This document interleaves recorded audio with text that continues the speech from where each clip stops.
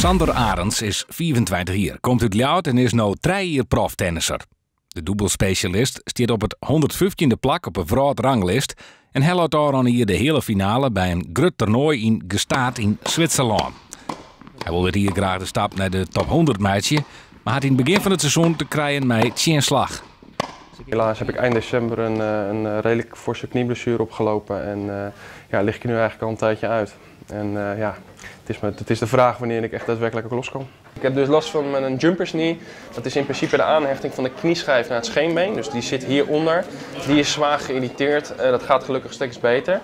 Is bijna hersteld zelfs. Het enige is dat ik nu eigenlijk een soort van uitstraling heb aan de binnenkant van de knie. Dus dat is echt op deze plek. En ja, ik ga binnenkort horen dus inderdaad wat dat betekenen heeft. En ik hoop dat het eigenlijk heel snel herstelt. Nood de tros in knibbel die het door had, dit rek rond van wat oors.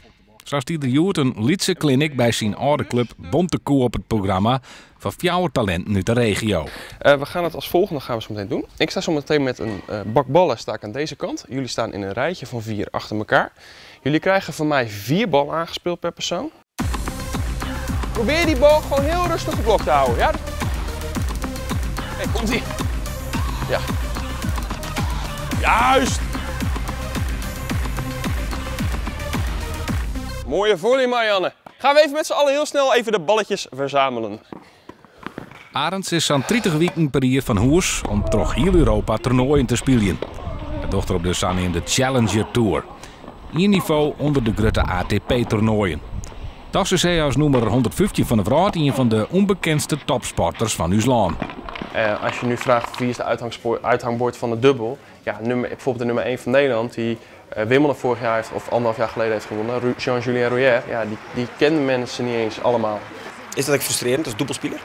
Natuurlijk, je hebt natuurlijk graag dat er iets meer aandacht voor is.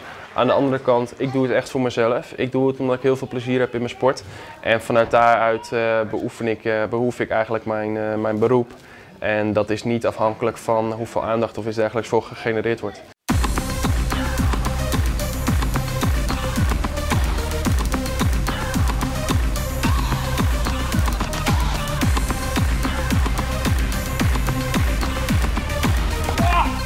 Ik mag eigenlijk blij zijn als ik uit mijn kosten kom. Dat komt namelijk ook omdat ik natuurlijk mijn vliegtickets moet betalen, mijn hotels moet betalen, in principe elke dag het eten ga. Dus mijn inkomsten die zijn er wel, ik heb behoorlijke inkomsten, alleen ik heb ook heel erg veel uitgaven. Het financiële verschil tussen het enkel en dubbelspel, die is wel behoorlijk en die mag voor mij wel iets meer gedicht worden. Arends kan dus op het stuit alleen volhouden trots zijn sponsoren. Maar dat er hoe de hele vrouwreis hier mee maakt het een soort goed. Het is leuk, alleen je ziet wel voornamelijk gewoon vliegvelden, je ziet hotels en je ziet tennisbanen. En eigenlijk, als je een dagje vrij hebt, dan kan je de boel een klein beetje verkennen. Maar voor de rest is het gewoon focus op je tennis. En wij zijn ook geen toeristen, we zijn gewoon beroepsprofi's. Hoe zien grote dream hoeft Sander net lang na te denken. Dat is Wimbledon. Ik denk dat dat het allerhoogst haalbare is voor een tennisser. Het heilige gras in Londen. Ja, ik denk dat is mijn droom. Eerst om een hoofdtoernooi te halen en uiteindelijk nou ja, goed. Als je mag dromen, zeg maar, dan als die beker omhoog zou halen, ja, dat zou het allermooiste zijn.